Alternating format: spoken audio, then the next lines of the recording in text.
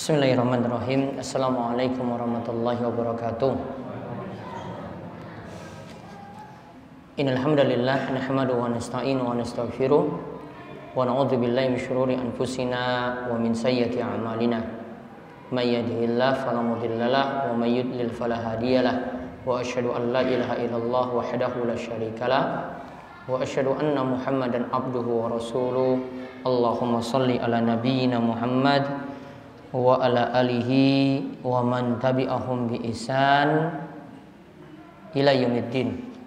Allahumma aslih lana dinana alladzi wa ismatu amrina wa aslih dunyaya allati fiha ma'ashuna wa aslih akhiratana allati fiha ma'aduna waj'alil hayata ziyadatan lana fi kulli khair waj'alil mauta rohatan lana min kulli syarr. Alhamdulillah, Bapak, Ibu-ibu, para jamaah sekalian yang mugi-mugi senantiasa dirahmati dan diberkahi oleh Allah Subhanahu wa taala. Kita bersyukur di kesempatan ba'dal maghrib ini sampai nanti menjelang salat Isya kita masih berada dalam majelis yang mulia. Mugi-mugi majelis ini senantiasa mendapatkan berkah, rahmat, limpahan kebaikan dari Allah Subhanahu wa taala, dan mudah-mudahan kita mendapatkan ilmu yang bermanfaat untuk meningkatkan keimanan kita dan ketakwaan kita pada Allah Subhanahu wa taala dan semakin memperbagus ibadah-ibadah kita yang ada. Kesempatan kali ini kita akan membahas pada sesi yang kedua kitab Umdatul Ahkam karya Syekh Abdul Ghani Al-Maqdisi. Beliau sengaja mengumpulkan hadis-hadis yang terdapat dalam kitab yang disepakati kesahihannya, yaitu kitab Sahih Bukhari dan Muslim. Diambil pembahasan-pembahasan hukum, hadis-hadis penting. Kali ini kita membahas tentang keutamaan sholat berjamaah. Keutamaan sholat berjamaah, yaitu hadisnya hadis nomor 64. Hadis nomor 64 dari Abu Hurairah radhiyallahu anhu. Qala Rasulullah sallallahu alaihi wasallam. Abu Hurairah menyatakan Rasulullah sallallahu alaihi wasallam bersabda, Asqalus shalah alal munafikin. Salat yang paling berat bagi orang munafik. Salat yang paling berat bagi orang munafik. Salatul isya'i wa salatul fajri. Salat yang paling berat yaitu salat isya dan salat fajar, salat subuh. Salat yang paling berat adalah salat isya, dan yang kedua itu adalah salat fajar atau salat subuh. Walau ya'lamuna ma fihima la atauhuma walau habwa. Andai saja orang-orang itu mengetahui keutamaan yang sangat besar dalam dua sholat tadi, yaitu dalam sholat isya dan sholat subuh, maka tentu mereka akan mendatanginya walau dalam keadaan habwa, walau dalam keadaan merangkak. Jadi dengan keadaan susah sekalipun, merangkak sekalipun, kalau tahu keutamaan yang besar yang ada dari dua sholat tadi, maka mereka akan mendatanginya. Walaqad hamamtu an amura bis sholati fatuqam. Dan aku nantinya akan memerintahkan biarlah sholat nanti dikerjakan oleh yang lainnya saja. Summa amura rajulan. Lalu aku, yaitu baginda Nabi, itu akan memerintahkan pada seseorang, fayusolli bin nas, biar yang lain nanti jadi imam untuk jamaah yang ada di Masjid Nabawi. Yaitu Nabi SAW sendiri yang nanti pergi turun ke lapangan, biar yang lainnya nanti jadi imam, mimpin sholat berjamaah di Masjid Nabawi. Summa antalik ma'i birijalin ma'ahum huzamun min hatabin ila qaumin la yashaduna sholata fa uharriqu alaihim buyutahum bin nar. Kemudian aku nanti akan bersama dengan beberapa orang, mereka akan membawa ikatan kayu bakar, lalu datangi orang-orang yang tidak menghadiri sholat berjamaah di masjid, yang tidak menghadiri sholat berjamaah di masjid. Fa uharriqu alaihim, aku akan membakar rumah-rumah mereka. Nabi akan bakar rumah-rumah mereka sendiri. Buyutahum binar, rumah mereka akan dibakar dengan api saat itu. Maka beberapa kesimpulan di sini kita bisa ambil dari hadis ini. Kalau kita lihat hadis ini punya pembahasan penting tentang sholat berjamaah. Kesimpulan yang paling penting dari hadis ini, karena Nabi SAW itu poin pentingnya sih nanti membicarakan tentang sholat berjamaah dan juga sholat subuh dan sholat isya.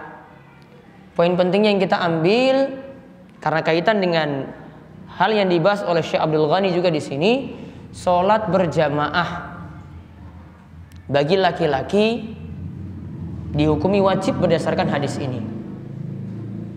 Sholat berjamaah dihukumi wajib berdasarkan hadis ini. Walaupun nantinya para ulama punya beda pendapat dalam hal ini. Kalau ulama Hambali berpendapat bahwasanya hukumnya itu wajib. Sedangkan dalam mazhab Syafi'i pendapatnya terbagi menjadi dua. Ada yang menyatakan dalam mazhab Syafi'i sendiri menyatakan hukumnya sunnah muakkad, sunnah yang sangat-sangat ditekankan untuk berjamaah di masjid. Ada juga dalam mazhab Syafi'i yang mengatakan hukumnya itu fardu kifayah. Artinya sudahlah, sebagian sudah berangkat, ya sudah, berarti yang lainnya itu gugur kewajibannya. Namun kalau kita mengingat hadis ini, melihat baik-baik hadis ini, karena sampai Nabi SAW yang turun ke lapangan, turun ke rumah-rumah, yang punya niatan untuk bakar rumah juga Nabi.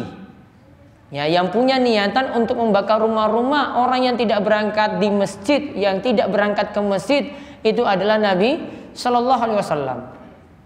Maka seolah tidak ada tawaran apa-apa. Bukan tawarannya itu jadi sunnah, ya artinya kalau tidak berangkat ke masjid nggak masalah. Nah yang berangkat itu ya nanti berpahala. Dan juga di sini karena Nabi turun ke rumah-rumah, berarti orang yang tidak berangkat pun Nabi tetap suruh berangkat ke masjid. Kalau fardu kifayah, sebagian berangkat sudah selesai. Dan ketika itu ya pasti ada sebagian yang berangkat. Namun Nabi tetap punya niatan untuk turun, untuk membakar rumah-rumah orang yang tidak berangkat ke masjid. Dan inilah yang jadi pendapat dalam mazhab Hambali seperti itu. Inilah yang jadi pendapat dalam mazhab Hambali seperti itu. Dan yang dimaksudkan di sini berjamaahnya di mana? Kalau kita lihat dari hadis ini juga, yang dimaksud berjamaah itu adalah berjamaah di masjid. Andai ada yang dia dengan istrinya berjamaah di rumah, Nabi tahu dia di rumah juga, tetap nanti akan kena ancaman ini. Ya, ini yang jadi pendapat yang mungkin dianggap ya keras seperti itu, ya keras, atau mungkin sebagian nanti bilang radikal, ya, sebagian bilang radikal, wah ini keras sekali. Namun ini sebenarnya punya tujuan-tujuan yang penting. Nanti kalau kita tambahkan lagi dengan hadis berikutnya, nanti akan keluar dari hadis ini ibu-ibu, para wanita tidak termasuk yang disebutkan dalam hadis ini. Karena yang diajak ke masjid ini adalah bapak-bapak, kaum pria, kaum laki-laki. Kaum pria, kaum laki-laki. Namun di sini dapat kita ambil kesimpulan juga orang yang punya uzur. Karena Nabi SAW sendiri nggak hadir sholat berjamaah loh ini. Siapa yang bakar? Ya, yang mau bakar siapa? Nabi SAW. Siapa yang suruh pimpin sholat di Masjid Nabawi? Nabi suruh orang lain kan? Berarti orang lakukan jamaah dulu, Nabi ada uzur, saya nanti nunda jamaah dengan yang lainnya. Ya kan?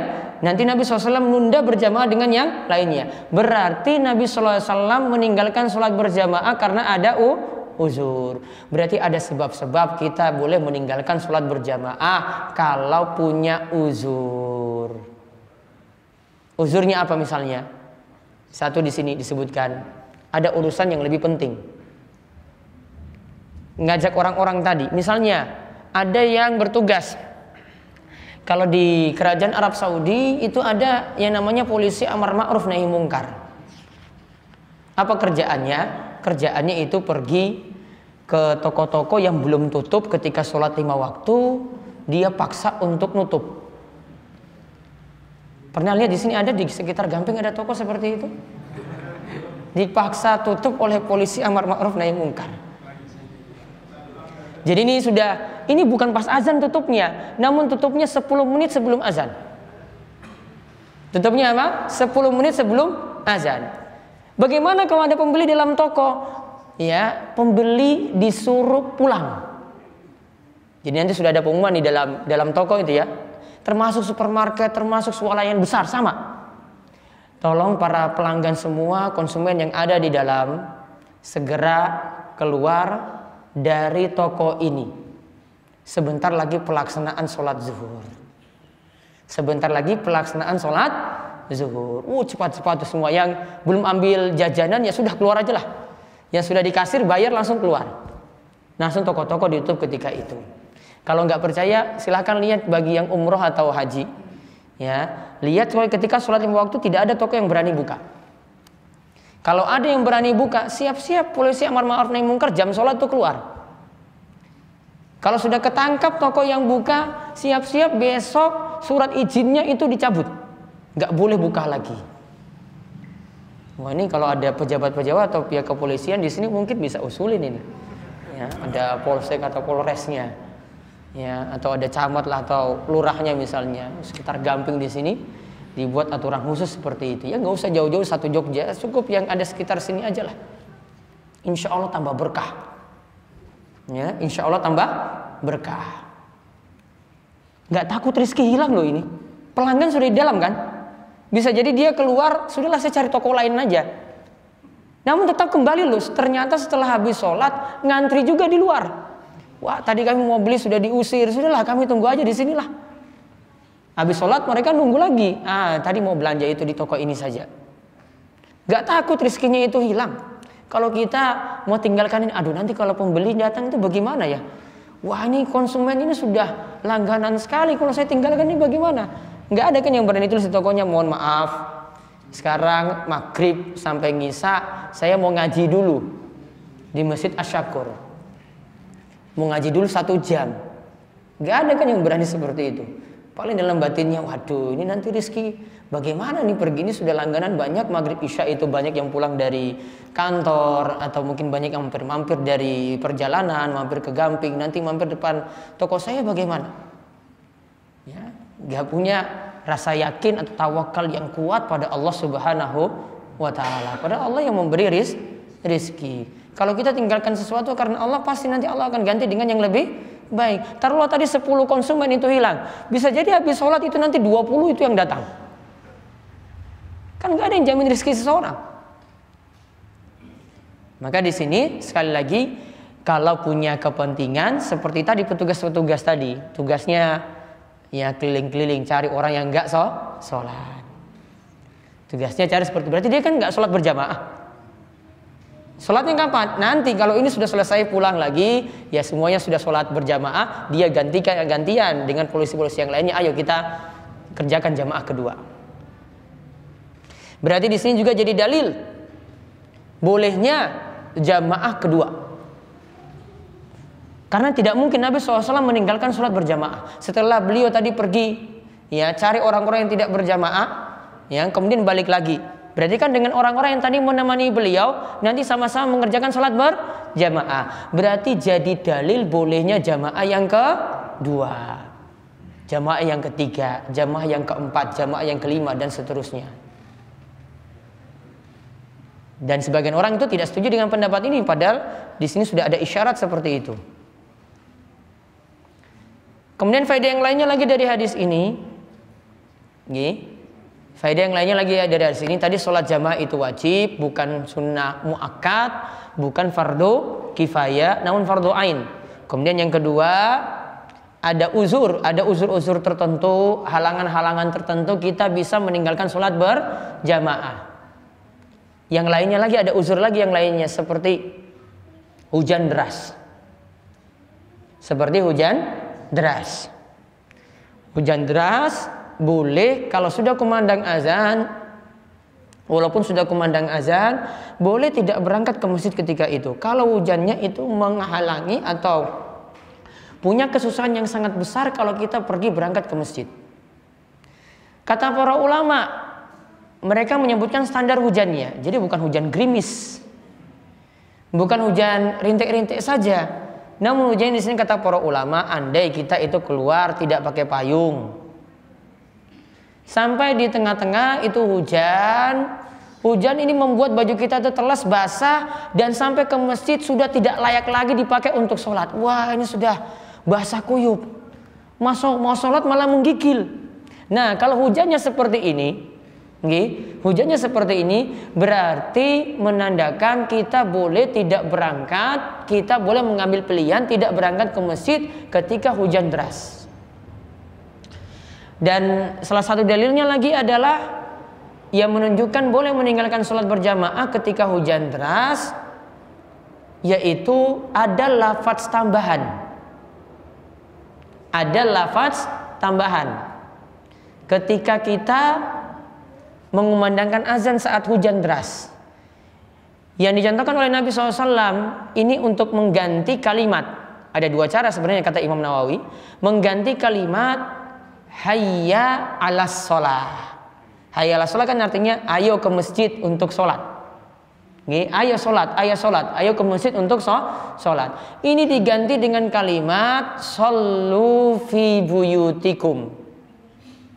Atau dalam lafaz yang lainnya shollu fi rihalikum. Sholatlah di rumah kalian saja. Sholatlah di rumah kalian saja. Dia ganti kalimat ini shollu fi buyutikum, ini ganti kalimat hayya 'alas shalah. Namun kata Imam Nawawi, baiknya kalimat shollu fi buyutikum itu diletakkan terakhir. Kalimat dari takbir sampai selesai untuk azan kita baca biasa, lantunkan biasa, namun ketika di akhir ditambahkan dengan kalimat shollu fi buyutikum. Mohon ini kalau ada yang dengar seperti ini, tolong jangan nganggap ini adalah model azan yang baru. Yang biasanya protes seperti ini karena nggak pernah ngaji. Orang yang nggak pernah ngaji kan banyak komentar terus kan. Dia lihat sedikit yang dia nggak pernah tahu, padahal ya karena nggak ngaji. Akhirnya komentar sembarangan aja. Wah, ini Masjid Asy-Syakur ini sudah berubah. Ini alirannya sudah ikut aliran baru lagi. Masa azan ada tambahan lagi terakhir shollu fi buyutikum. Dan nggak paham kalau shollu fi buyutikum itu artinya apa. Terus protes lagi seperti itu. Ya memang orang nggak pernah dulu dalam majelis ilmu, nggak pernah ngaji, nggak pernah nimba ilmunya, itu komentarnya banyak. Ya, tong kosong nyaring bunyinya, kan kosong dia. Ya, di ketok-ketok ya bunyi, namun nggak ada isi.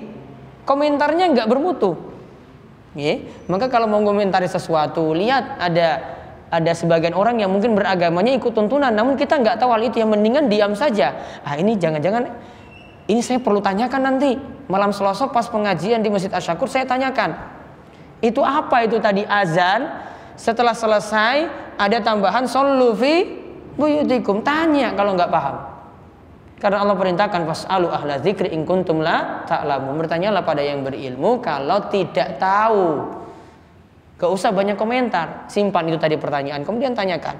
Oh, ini ternyata lafaz tambahan ketika hujan itu tuh turun. Yaitu hujan apa? Deras.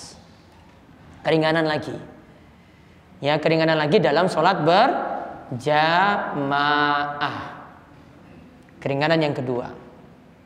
Keringanan yang ketiga karena sakit, tidak berangkat ke masjid berat. Dan yang sakit terus nggak berangkat ke masjid, nggak sholat berjamaah, insya Allah pahalanya tetap dapat untuk sholat berjamaah. Pahalanya tetap dapat.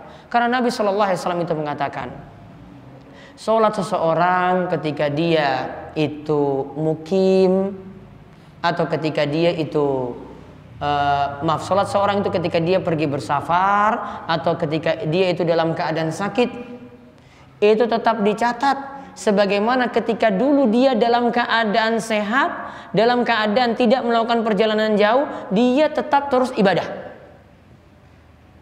Maka tetap dicatat mendapatkan pahala yang sama.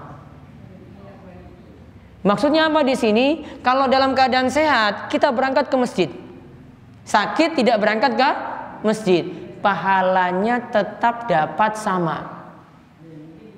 Pahalanya tetap dapat sama.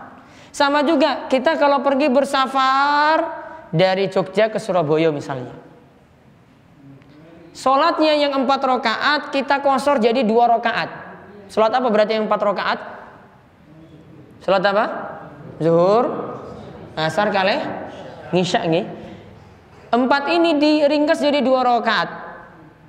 Kalau kita ringkas saat kita itu safar, kalau kita kebiasaannya sholat isya, zuhur dan asar itu 4 rakaat, walaupun cuma kita kerjakan 2, pahalanya tetap dapat 4. Pahalanya tetap dapat 4. Walaupun nanti baca suratnya itu jadi berkurang cuma jadi 2 rakaat, rukuknya jadi berkurang cuma jadi 2 rakaat, sujudnya juga jadi berkurang, namun pahalanya tetap dapat 4. Maka kaidahnya setiap orang yang punya uzur, setiap orang yang punya uzur dan dia punya kebiasaan ibadah ketika tidak punya uzur tadi, maka saat punya uzur, saat sakit, tetap mendapatkan pahala yang sama. Kuncinya adalah continue dalam ibadah. Kuncinya pada continue, terus menerus ajak dalam ibadah. Bukan ibadahnya kadang musiman, nanti Ramadan baru sadar ke masjid. Nanti kalau lagi susah baru nanti tambah dengan sholat tahajud, tambah dengan sholat duha. Enggak susah, tahajud sudah enggak ingat lagi, duha sudah enggak ingat. Ini ibadahnya enggak ajak berarti. Ya, ibadahnya enggak ajak. Nah, ini diantara juga alasan boleh tidak berangkat ke masjid ketika 3 uzur tadi. Yang pertama karena ada kepentingan yang lebih besar. Termasuk juga di sini misalnya kalau mahasiswa itu punya pelajaran kuliah dari jam 11 sampai jam 1, boleh dia tunda sholat jamaahnya itu jam 1. Nanti dia berjamaah dengan teman-teman yang lainnya yang habis kuliah bareng-bareng. Ya, karena punya uzur yang lebih penting. Gak enak kalau semua laki-laki yang dalam kelas itu semuanya bubar lebih dulu. Wah, ini saya sudah azan zuhur, saya mau keluar semuanya. Kira-kira dosennya perasaannya bagaimana? Dosen lagi ngulang ini depan. Ya, lagi ngulang penting, laki-laki 1 keluar, lagi 2 keluar, lagi 3 keluar. Ternyata 20 orang ini semua nggak ada di kelas. Masuknya bareng-bareng lagi. Ya, ada sesuatu yang lebih penting. Maka lakukan yang lebih penting ini, nanti ditunda sholat berjamaah tadi karena ada urusan yang lebih penting. Kemudian yang kedua, karena hujan deras. Yang ketiga tadi karena sakit. Kemudian faedah yang lainnya lagi dari hadis ini menunjukkan tentang keutamaan sholat subuh dan sholat isya. Tentang keutamaan sholat subuh dan sholat isya. Keutamaan yang disebutkan di sini, kalau sholat subuh dan sholat isya dijaga berjamaah, maka akan selamat dari sifat-sifat orang munafik. Maka akan selamat dari sifat-sifat orang munafik. Kenapa kok disebut sholat subuh dan isya, nggak sholat maghrib, nggak sholat zuhur, nggak sholat asar? Karena orang munafik biasanya absen ketika sholat subuh dan sholat isya. Absen. Yaitu absennya kenapa? Di masa Nabi SAW lampunya nggak ada kayak Masjid Asy-Syakur saat ini. Di perjalanan juga tidak ada penerangan, nggak ada lampu, nggak ada listrik, gelap. Maghrib ketika pergi masih kelihatan kan? Masih kelihatan. Namun kalau isya mau datang dan mau pulang itu tidak diketahui oleh Nabi SAW.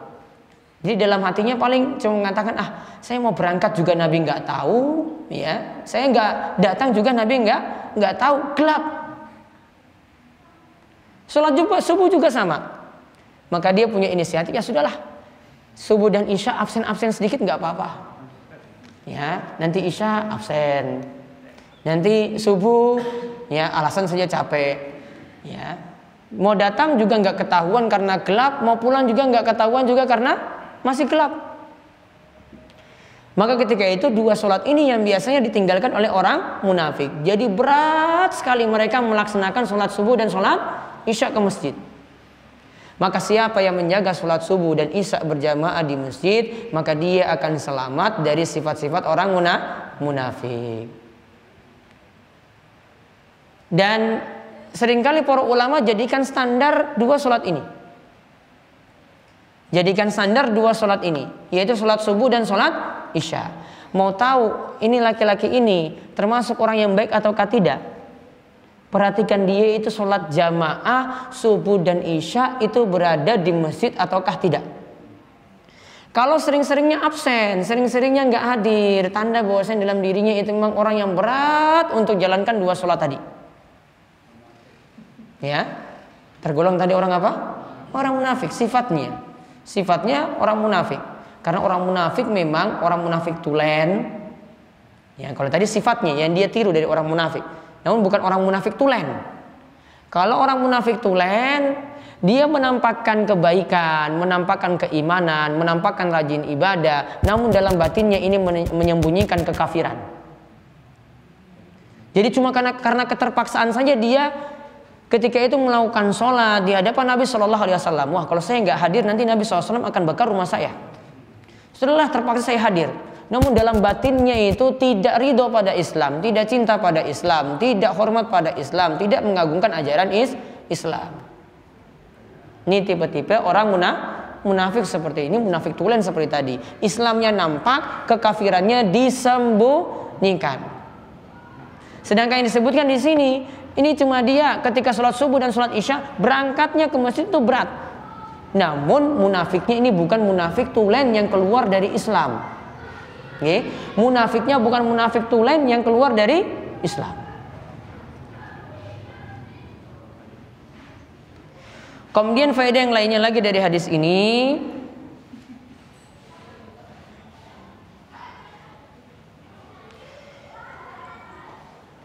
bahwasanya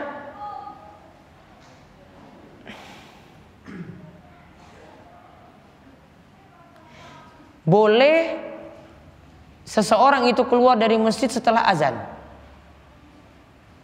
kalau punya hajat atau urusan yang lebih besar. Karena dalam hadis dikatakan an amuru bis sholati fatuqam, biar saya nanti saya perintahkan ada orang yang kumandangkan azan, kemudian Nabi SAW yang nanti bakar rumah-rumah. Berarti Nabi pergi setelah azan itu dikumandangkan. Padahal asalnya di sini kalau tidak ada kepentingan apa-apa, nggak boleh keluar dari masjid setelah dikumandangkan azan. Harus tetap dalam masjid sampai sholat itu dilaksanakan rampung, sampai sholat itu telah selesai dilaksanakan. Ada cerita di sini di masa silam. Cerita ini dibawakan oleh para ulama. Ini tentang pentingnya kita menghormati hadis Nabi SAW. Ketika itu ada seorang ulama yang memperingatkan ada jamaah mampir ke masjid. Dia punya urusan sedikit aja di masjid. Namun pas ketika itu azan berkumandang. Dia sudah tunaikan hajatnya, urusannya. Langsung ketika itu dia keluar dari masjid. Gak sampai iqomah, gak sampai mengerjakan sholat. Diingatkan oleh ulama ini, Mas, kalau kamu sudah masuk masjid, sudah kumandang azan, kata Nabi SAW, itu jangan keluar. Kalau kamu sudah masuk masjid, sudah kumandang azan, baiknya jangan keluar. Namun ketika itu dia tidak mau menghiraukan apa yang dikatakan oleh ulama ini ketika membawakan hadis. Dia pergi begitu saja. Dia katakan teman saya sudah nunggu di Al-Harra. Ada suatu tempat yang temannya itu sudah tunggu sehingga dia harus pergi ke sana. Padahal sebenarnya dia masih bisa menunggu sampai sholat itu selesai. Dia pergi. Ternyata diceritakan oleh ulama ini bahwasanya ketika dia keluar pergi untuk tadi ya setelah azan dia tidak menunggu sholat. Maka ternyata di tengah jalan gara-gara tadi dia tidak menghiraukan hadis Nabi SAW, diberitakan kakinya itu patah, ya kena kecelakaan. Intinya karena tidak mau menghiraukan sabda Nabi Sallallahu Alaihi Wasallam. Dan ada beberapa kisah seperti ini dibawakan oleh Ibnu Hibban. Dalam bab khusus yang menceritakan bahwasanya beliau membawakan hadis dengan dalam judul bab orang-orang yang kena musibah dengan segera di dunia karena tidak menghormati hadis Nabi Shallallahu Alaihi Wasallam. Bisa kena musibah dengan segera kalau orang tidak mau menghormati hadis Nabi Shallallahu Alaihi Wasallam, alias dia melecehkan hadis Nabi Shallallahu Alaihi Wasallam seperti itu. Jadi di sini intinya boleh keluar setelah dikumandangkan azan cuma kalau ada keperluan yang mendesak yang tidak mungkin diundur-undur. Namun kalau masih bisa untuk menunggu, baiknya tetap menunggu sampai sholat itu selesai untuk dilaksanakan. Kemudian faedah yang lainnya lagi dikatakan oleh Sa'ad bin Nasir As-Sasri. Ini kami ambil dari penjelasan beliau. Beliau katakan dari hadis ini juga kita ambil kesimpulan bahwa yang memerintahkan untuk mengumandangkan iqamah, ya, yang memerintahkan untuk mengumandangkan iqamah itu adalah imam. Karena di sini Nabi SAW katakan dengan lafaz an amura bis sholati fatuqam. Lantas ada yang memerintahkan untuk sholat sampai sholat itu ditegakkan. Yang memerintahkan di sini adalah imamnya. Imam katakan ini sudah siap, lihat jamaah tidak ada lagi yang sholat sunnah. Lalu imam itu berdiri, ambil inisiatif, kemudian suruh yang kumandangkan azan tadi, ayo kumandangkan iqamah. Baiknya seperti itu, manut pada imam untuk mengumandangkan iqamah. Karena ada sebagian muazin itu nggak main lihat-lihat, cuma bergantung pada jam yang bunyi. Nah, ini jam ini biasanya bunyi berapa menit? 7 apa 10? Hah? 7 menit. Imamnya baru datang, ada keperluan sebentar, mungkin ke toilet. Lagi sholat sunnah, Allahu Akbar. Muazin langsung, wah ini sudah bunyi nih, iqamah. Imamnya buru-buru sholat. Ya, ini tindakan yang kurang bagus pada imam. Baiknya untuk mengumandangkan iqamah karena imamnya nanti yang mimpin. Ya, imamnya yang mimpin. Pak Zainuddin sini lagi sholat di sini. Makmumnya nggak main ini, namun main lihat jam. Padahal nggak wajib kita ikuti jam sini loh. Ya, wajib nggak kira-kira ikuti jam sini untuk iqamah, bukan untuk azan? Wajib nggak? Nggak wajib. Karena iqamah itu nggak ada ketetapan waktu. Jarak antara azan dan iqamah itu tidak ada ketetapan waktu. Jenengan mau buat sholat subuh antara azan dan iqamah 30 menit boleh.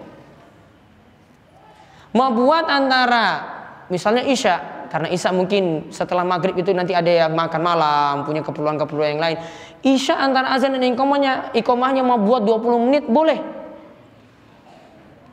Mungkin maghrib yang lebih cepat karena waktunya lebih singkat. Maka itu nanti jadi keputusan imam. Imam keputusannya seperti apa? Ya. Makanya kalau kami sendiri kalau pimpin sholat, kalau di masjid kami sendiri, saya undur waktu subuh itu 30 menit baru iqamah. Terserah saya. Karena saya pakai perhitungan, wah ini nanti kalau ada jamaah yang jauh datang ya ke masjid, dia belum persiapan lagi, mungkin pas azan itu baru setengah bangun. Ya, nah? Pas sudah selesai azan baru dia mulai gerak gitu. Azannya teriak Allahu Akbar pertama, itu baru sadar setengah sadar ini, aduh baru azan. Ruhnya belum kembali semua. Selesai azan baru dia bangun, lagi pipis lagi, mungkin ada yang sakit perut buang air besar lagi, coba. Belum tambah lagi mungkin mandi junub lagi. Habisnya bisa 15 menit loh dalam toilet. Bisa 15 menit. Di masjid sudah iqamah cuma 7 menit. Yo pantas subuhnya telat terus. Ya, subuhnya telat terus tuh gara-gara itu. Ya mungkin paling lama ya 15 menit lah Pak Zainuddin gitu. Ya, nggak wajib ikut ini. Makanya di masjid saya nggak mau pasang ini. Masa saya manut sama jam? Harusnya jamaah yang manut sama saya yang jadi imam. Gitu. Jadi imam punya wewenang untuk kapan mulai sholat, mau dicepatkan ataukah mau diundur. Misalnya ini isya agak cepat, agak mundur ya. Ya mungkin jamaah sudah pada mau pulang gitu. Ya sudahlah, imam sudah azan, Sedang kita mau iqomah, ayo sholat sunnah sebentar, iqomah, silahkan iqomah. Semua jamaah sudah ngumpul. Ngapain lagi tunggu-tunggu jamaah yang banyak? Sudah ngumpul kan di sini? Sudah ngumpul. Namun kalau yang tadi sholat subuh terutama sholat subuh, tolonglah beri waktu yang lebih longgar gitu. Dan ini punya manfaat yang besar. Bapak-bapak yang jarang subuh di masjid, insya Allah mau berangkat ke masjid.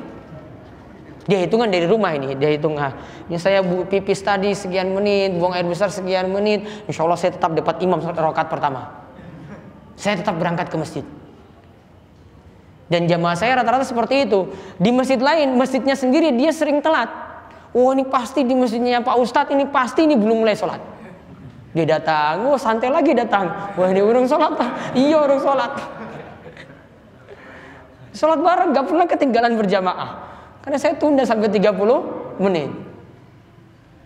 Manfaatnya seperti jadi untuk iqomah, kesimpulannya manut pada imam. Ya, untuk iqomah manut pada imam.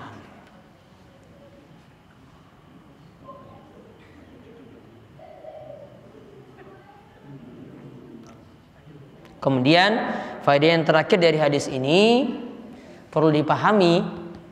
Hadis ini ternyata tidak terjadi di masa Nabi Shallallahu Alaihi Wasallam. Tadi cuma hamam tuh, saya punya tekad. Tekadnya ini nggak terjadi. Kenapa nggak terjadi? Kenapa nggak terjadi Nabi SAW bakar rumah? Kenapa nggak terjadi? Karena semuanya berangkat ke masjid.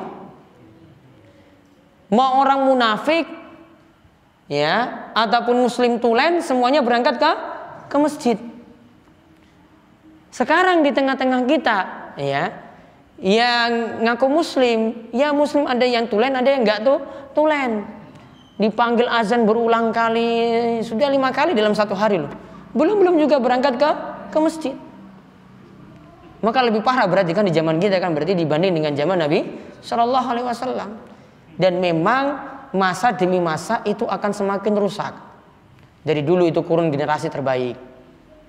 Khairun nasi qarni, kata Nabi SAW, generasi yang terbaik itu adalah di zamanku, yaitu di zaman Nabi SAW. Setelah itu makin kesana lagi, makin tambah 1 abad lagi, makin tambah abad lagi, makin tambah abad lagi, makin rusak.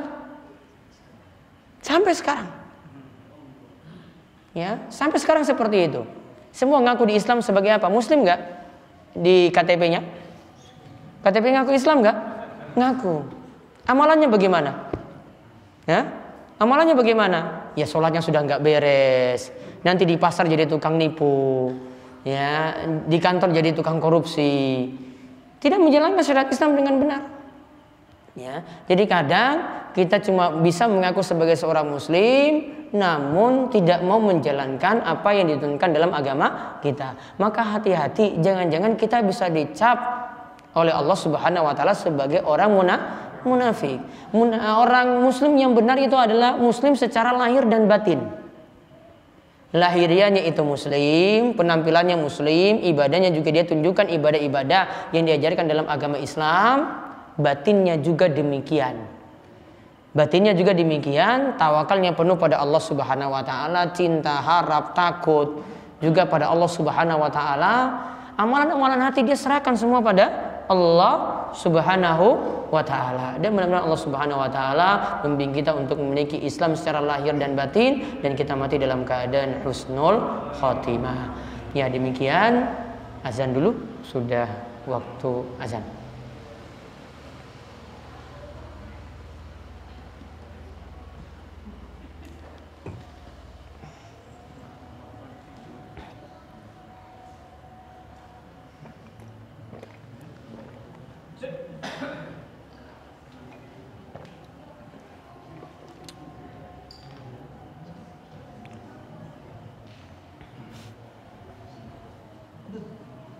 Sudah. Tarik.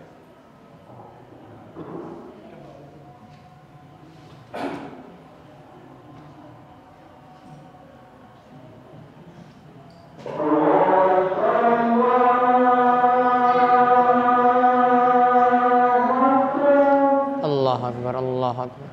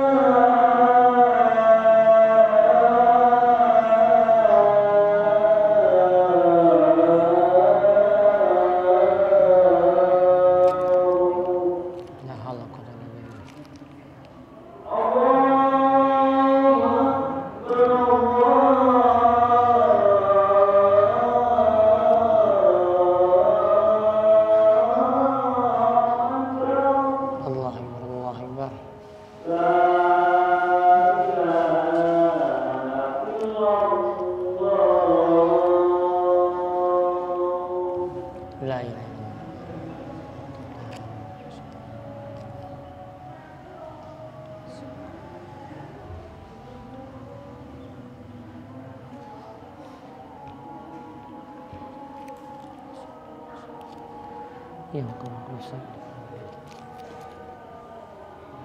Baik, ada yang ingin bertanya?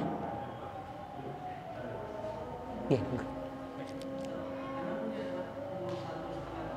Umur 1,5 tahun anak ya. Ketika mau ke masjid berjamaah, anak pengen ikut nih. Biasanya gendong kan karena belum bisa jalan. Sekarang sudah bisa jalan, jadi dia terkadang jalan-jalan gitu. Apa yang harus saya lakukan? Ninggalkan dia di rumah atau tetap dibawa kalau dia jalan-jalan? Ibunya di mana? Ibunya di rumah. Di rumah. Baiknya suruh di rumah saja. Di rumah saja. Iya. Karena belum bisa dilepas dan belum bisa ikut sholat berjamaah. Bisa dikasih tahu juga ya. Nanti malah ganggu jamaah yang lain. Kecuali kalau sudah 4 tahun, 5 tahun ikut berdiri untuk sholat berjamaah di situ, tidak ganggu jamaah, silakan bawa ke masjid. Namun kalau keadaannya masih mengganggu yang lain, baiknya tidak. Karena demi maslahat untuk orang banyak. Jenengan cuma dapat maslahat untuk diri anak sendiri. Namun orang banyak lebih dirugikan. Satu soft di sini nanti semuanya rugi. Karena cuma dia satu manfaat, yang 10 orang ini rugi. Ya tentu yang dimenangkan ini yang lebih banyak. Maka kita tidak membawanya dulu sementara waktu, tunggu waktunya. Nanti biar bersama ibu di rumah. Kalau mau sholat ya nanti sama ibunya dulu. Seperti itu. Ada lagi? Ya.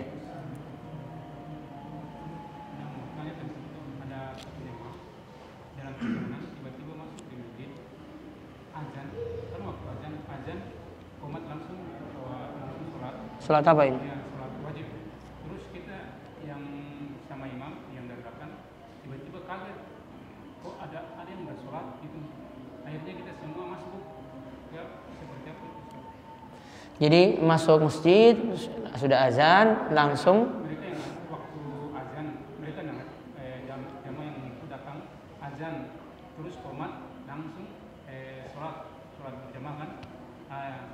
Terus yang orang kampung atau orang di tempat itu datang sholat ternyata sudah terlambat semua, setelah semua sama sekalian dengan imam yang di. Berarti yang azan dan iqomah itu bukan orang kampung. Bukan orang yang datang. Ya, makanya orang luar kalau bukan punya masjid baiknya tidak azan dan iqomah kecuali dengan izin yang punya masjid. Kalau ada takmir di sini, dilihat dulu. Atau mungkin ada di samping rumahnya ini ada takmir, minta izin dulu, ketok-ketok, Pak mohon maaf ini sudah waktu azan. Biar nanti dia yang azan. Kalau dia bilang, oh maaf saya kamar mandi dulu, jenengan aja yang azan, ya berarti sudah diwakilkan, sudah diserahkan tugas itu kepada kita untuk azan. Namun nanti kalau iqomahnya, tunggu juga imamnya itu siapa di sini, karena bukan kita yang punya masjid. Karena Nabi SAW itu mengatakan tidak boleh seorang itu memimpin sholat di tempat yang pertama dia tidak disukai oleh jamaah di tempat tersebut. Yang kedua, ini tempat ini sudah ada yang punya hak untuk mimpin sholat.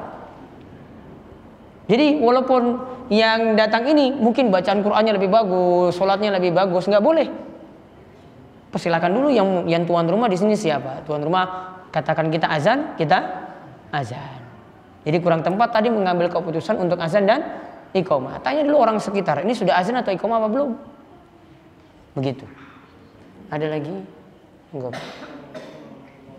Waalaikumsalam warahmatullahi wabarakatuh.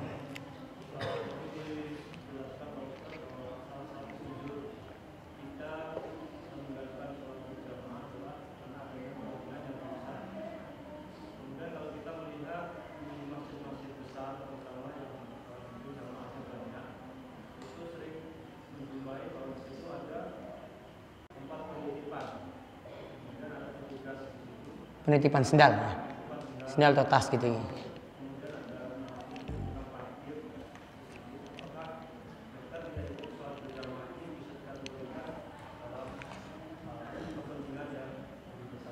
Ya. Kalau untuk urusan tadi ada yang nanti punya tugas untuk jaga sendal, jaga sepatu, tukang parkir juga di sini. Mungkin ada security juga yang sengaja untuk jaga masjid demi keamanan. Saran saya mereka ketika sholat berjamaah sudah iqomah, diam di tempat. Artinya tidak ikut sholat berjamaah dulu. Ketika nanti urusan-urusan ini sudah selesai, yang punya titipan nanti sudah ambil, mungkin setengah jam kemudian setelah sholat selesai. yang parkir juga sudah sepi, yang security juga lihat ini nggak terlalu berat saya jaga dibanding dengan orang nanti datang untuk sholat. Ya, maka setelah selesai itu urusan itu semuanya, setengah jam kemudian mungkin baru dia melakukan sholat berjamaah untuk mereka sendiri. Seperti itu pilihan yang bagus. Itu masuk tadi unsur yang pertama yang saya sebutkan.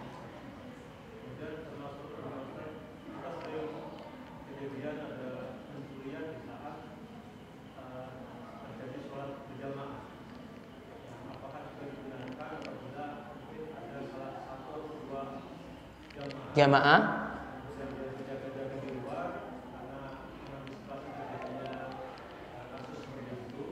bisa saja, bisa. Jadi nanti 2 lah minimal, 2 biar nanti setelah sholat mereka berdua yang berjamaah lagi. Jadi tetap dapat pahala berjamaah. Jadi 2 orang ini undur diri dulu, biar nanti yang jamaah yang banyak nanti sholat, sendal-sendal sudah aman, baru nanti ketika itu sudah selesai, baru mereka berdua nanti melakukan sholat berjamaah. Itu maslahat yang lebih besar. Bagaimana kondisinya dengan sholat Jumat? Sholat Jumat. Kalau sholat Jumat termasuk. Namun masalahnya kalau sholat Jumat dia tidak ganti dengan Jumat lagi. Namun apa? Ganti dengan sholat zuhur. Berulang-ulang berarti. Ya mudah-mudahan itu dianggap sebagai uzur. Kadang misalnya ada petugas kesehatan, perawat laki-laki dapat jatah untuk jaganya pas hari Jumat. Boleh ketika itu diambil uzur ini. Bisa juga security dapat jatah jaganya juga pas sholat Jumat. Namun kalau bisa dibuat rolling itu lebih bagus. Kalau ada pimpinan, ada direktur yang buat rolling, jadi biar semua nanti dapat giliran sholat Jumat juga bagus. Sekarang nanti giliran ini si A ini Jumat ini enggak sholat Jumat, ganti sholat zuhur. Nanti si A berikutnya ikut sholat Jumat, gantian yang lain nanti untuk jaga. Itu lebih bagus. Wallahu a'lam bishawab. Ada lagi satu? Waalaikumsalam warahmatullahi wabarakatuh.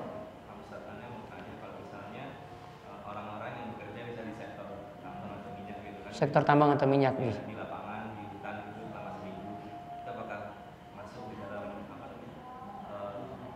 bisa hidup di sholat berjamaah? Kira-kira itu sudah masuk safar apa belum?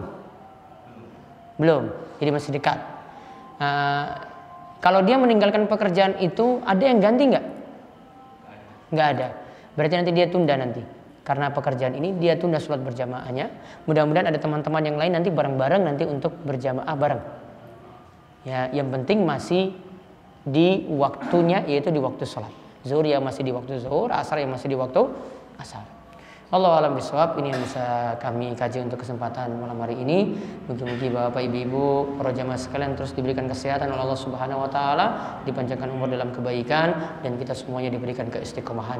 Subhanakallahumma bihamdika asyhadu an la ilaha illa anta astaghfiruka wa atubu ilaik. Assalamualaikum warahmatullahi wabarakatuh.